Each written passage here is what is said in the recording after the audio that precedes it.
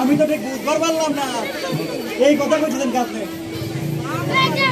আরে তুমি তা পারবা কেমন করে? আরে তোমার তো চাল কিনে ভাত খাতে হয় না। আমি তো আটা খাই। আরে বলি তোমার টালি খাতাকে একবার খুলে দেখেছো? টালি খাতায় আমার হিসাব একবারে বরাবর, আমার কোনো ভুল নাই। ওরে হারামজাদা, আরে পুরন খাতা কাটিস কেন?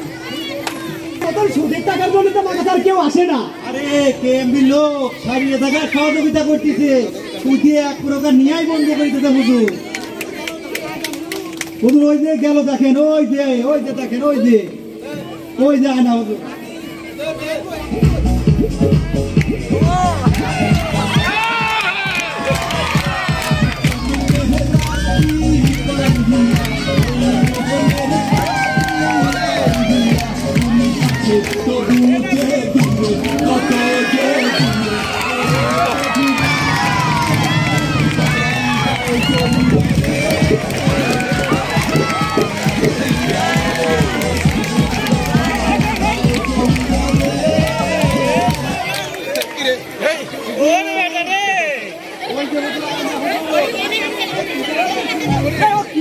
ওই ভুলটা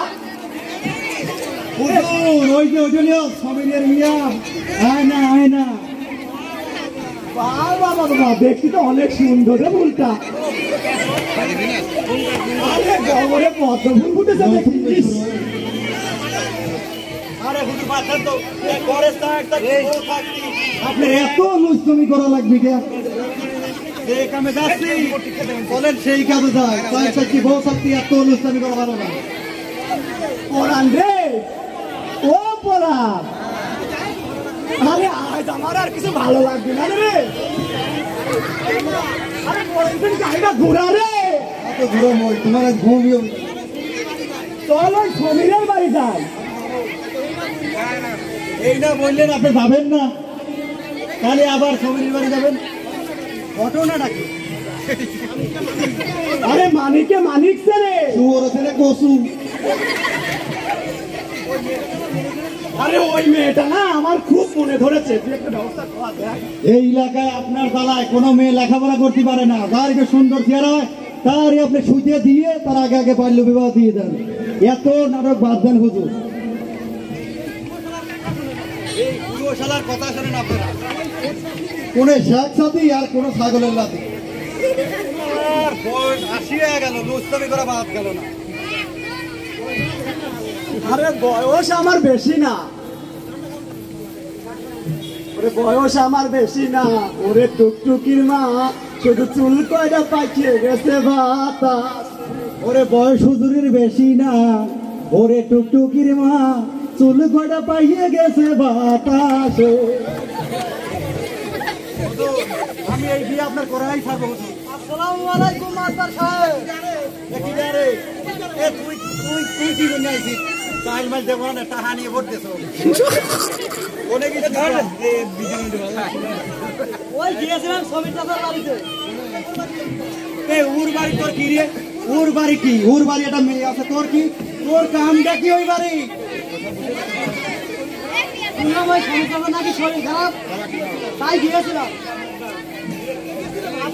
আরে দেখতে গিয়েছিলে ভালো। আরে জমির টাকা ছাড়া কি অন্য কিছু নাই? হ্যাঁ, আরে দেখো বাবু, তুমি যা গেছো আর বেশি নিচে নামো না। আপনার কথা ঠিক বুঝলাম না চাচা। এ তুমি কি ছোট দুধ আর কলা খাও, বলতো না কিছু? আর সমীরের বাড়ি কত ফুল ফুটিয়ে রয়েছে, ওই ফুল তুমি দরবার দেয় না, বুঝছো? ফোনে আমার হুজুর বসি ফেলেছে।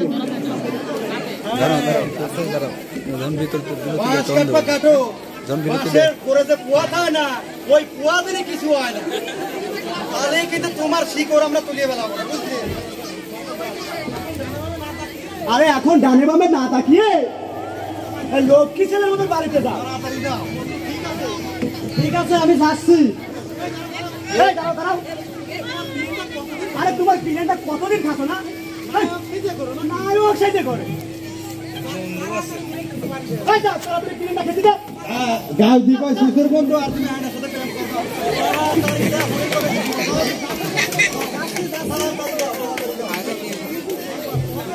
আরে চল রে পড়ান, আমরাও যাই। তো যাবই হুজুর। এই কেএমবির জ্বালায় একটা লোকের সুদে টাকা দিতে পারলাম না, কিস্তিও দিতে পারলাম না। তারা অটো কিনে দিবি, তারা মোবাইল ফোন পর্যন্ত কিনে দিচ্ছে গরিব মানুষের। তাহলে আমরা সুদে লাগাবো কোন জায়গা? ফ্রিজও দিচ্ছে মেধা বিকাশ, তাহলে সুদে লাগাবো কোন জায়গা? আমরা এই মেধা বিকাশ যে কবে ধ্বংস হবে?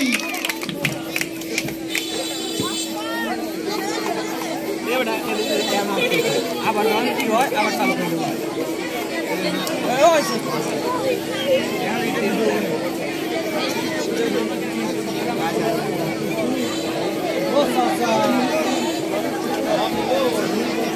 চুপ থাকতে হবে।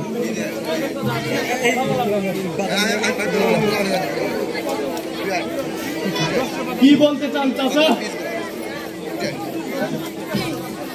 কিছুদিন ধরে আমার শরীরটা ভালো যাচ্ছে না। তাছাড়া এখন যে দিনকাল চলছে, মেয়েটাকে নিয়ে খুব চিন্তায় আছি আমি। কেন চাচা, কি হয়েছে আমাকে খুলে বলুন। কি আর বলবো মিলন, অভাবের সংসার, তার উপর মেয়েটা ঠিক মতো কলেজে যেতে পারতেছে না। আয়নাকে কেউ কিছু বলেছে চাচা? না, ওইভাবে কিছু বলে না। যেভাবে কথাটা ঝামেলা করছে, তার উপর ওই দক্ষিণ পাড়ার ওই তারেকের সওয়াল আছে না, আমার উত্তর পাড়ায় বরকতের সওয়াল আছে, সেদিন আমার বাড়িতে পর্যন্ত এসেছিল। চাচা, আপনি এইসব নিয়ে একদম ভাববেন না। আমি ওই দুই পা ফাটা ভদ্রলোককে একদম সোজা করে ফেলবো। আপনি আপনার নিজের দিকে খেয়াল রাখবেন চাচা। ও চাচা, আপনাকে বলেছিলাম তো ডাক্তার দেখাতে, তার কি হলো? ডাক্তার বলল আমার নাকি কিডনির সমস্যা, অপারেশন করাতে হবে। বলেন কি চাচা? আমি ঠিকই বলছি বাবা, এখন অপারেশন কিন্তু এতগুলো টাকা আমি কোথায় পাবো? চাচা, আপনি টাকা নিয়ে একদম টেনশন করবেন না, একটা উপায় হবে, আমি দেখি কি করা যায়। আপনি সাবধানে থাকবেন, আমি আসি।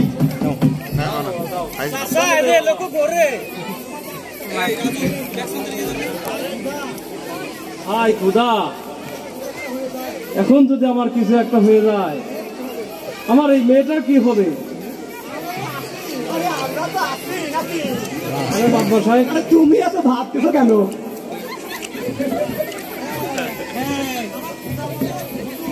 আমার এই খোদার মতো হুজুর সই বলছে না, খালি মেধা বিকাশ সই করে, আমার সই বলেন, আমার সুচিটা আছে। আরে বাবা সাহেব, সরিয়ে বসো। তাহলে কি মনে করে ওই আসলাম, তোমার নাকি দুটি কিডনি নষ্ট হয়ে গেছে, তা কিছু দান দিবার আসলাম।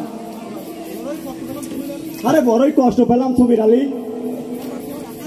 আরে তোমার বাড়িতে আসতে আমার কি নিষেধ আছে নাকি? না না, তা হবে কেন? আপনি আমার বাড়িতে এসেছেন, এটা তো আমার বড় সৌভাগ্য। আরে তোমার কথা শুনে না আমি খুব খুশি হলাম।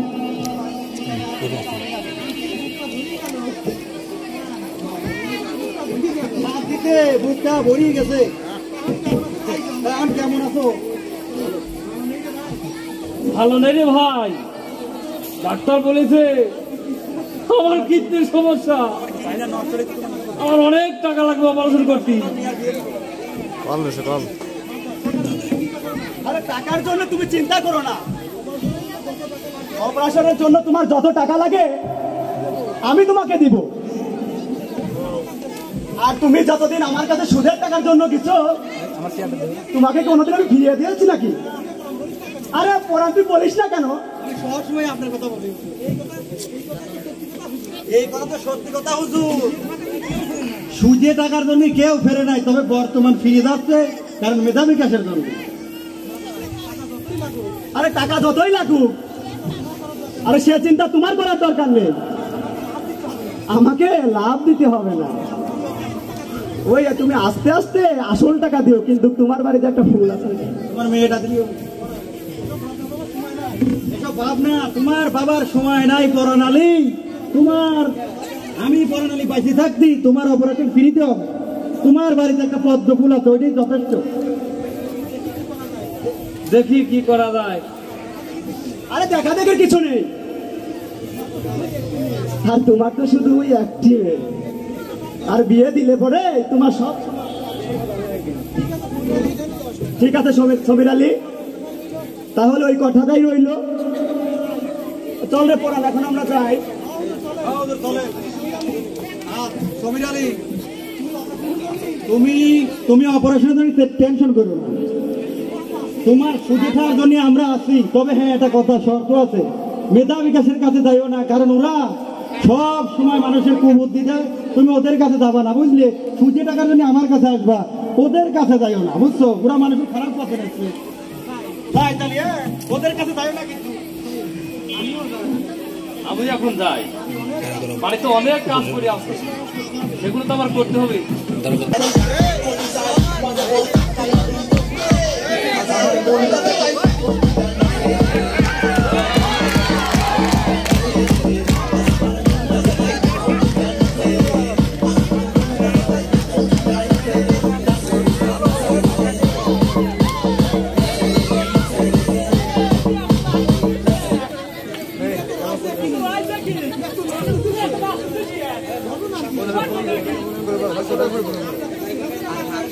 আপনাকে তো চেনা চেনা লাগছে, কোথায় যেন দেখছি, মনে পড়তেছে না। ও কয়দিন আগে তো দেখছি আমাদের গ্রামে এসে তো গোবর পানা নিচ্ছিলেন, আমরা সেই লোকটা।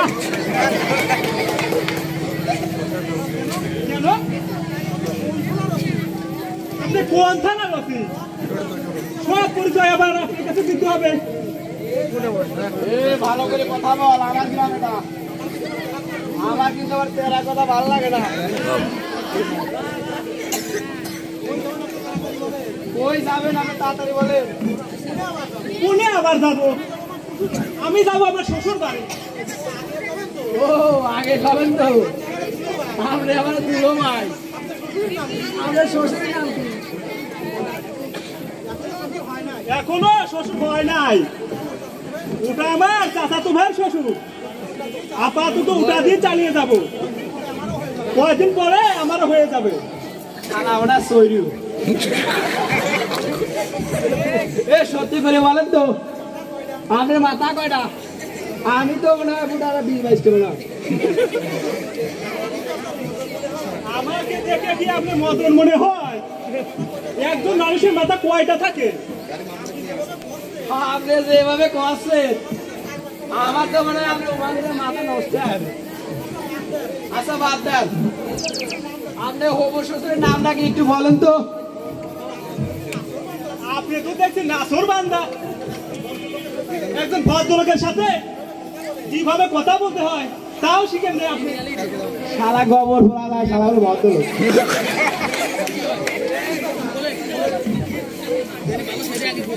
আপনাকে দেখেই বোঝা যায় আপনি ভদ্রলোক কিনা। আমরা তো আসবো, আর আমার দেয় এই যে প্যান্টটা কিনতে কইতে জানেন। আসল কথা বাদতে আপনি শ্বশুরের নাম বলেন। আপনি কিন্তু বেশি বাড়াবাড়ি করতেছেন, আমাকে তুই তুই করে কথা বলতেছেন। আমার শ্বশুরের নাম জমির আলী। এই তুই কার নাম বলি? এই যে আন্ডার বাবু, শালা আমার কলি ভাই হাত ধরে।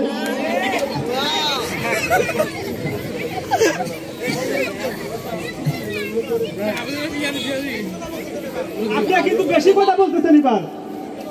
আপনি ঠিক মতো কথা বলেন, আর নাকি আপনার ছোট বোন হয় নাকি? তুই কি করলি রে? আরে আয়না তো আমার কলিজা।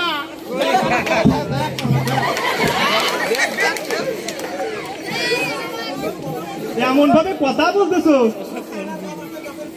মনে হচ্ছে আয়নার বাপ আপনার ভাইয়াই। আয়না কি আপনাকে ভালোবাসে? আরে আয়নার বাপের বিয়ে তো হলো শুক্র 8 দিন। আয়নার দাদার সাথে কত বল খেলেছি। আয়নার দাদা যখন ছোটবেলা আইটি বেড়ায় তখন থেকে আয়না বাবু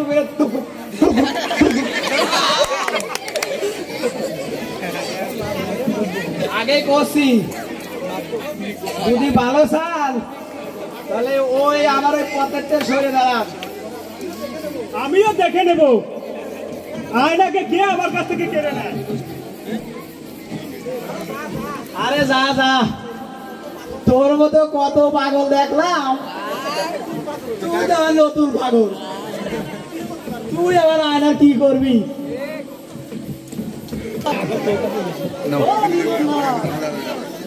আমি তো সকাল থেকে আপনাকেই খুঁজছি, আপনার তো বাড়িও গিয়েছিলাম কিন্তু পাই না। কি ব্যাপার, কি হয়েছে বলো? জরুরি একটা কথা বলার জন্য খুঁজছিলাম। আচ্ছা আপনি বলুন তো ভাই, প্রেম ভালোবাসা কি পাপ? পাপ হবে কেন? যদি কাউকে ভালোবাসো। না ভাই, আপনার তো ওই শ্রমিক চাচার সাথে ভালো সম্পর্ক, তাই আপনাকেই বলছি আপনি যদি আমাকে একটু সাহায্য করতেন তাহলে আমার ভালোবাসা পাওয়া আমার জন্য খুব সহজ হতো। তুমি কি বলছো আমি তো কিছুই বুঝতে পারছি না, খুলাসা করে বলো।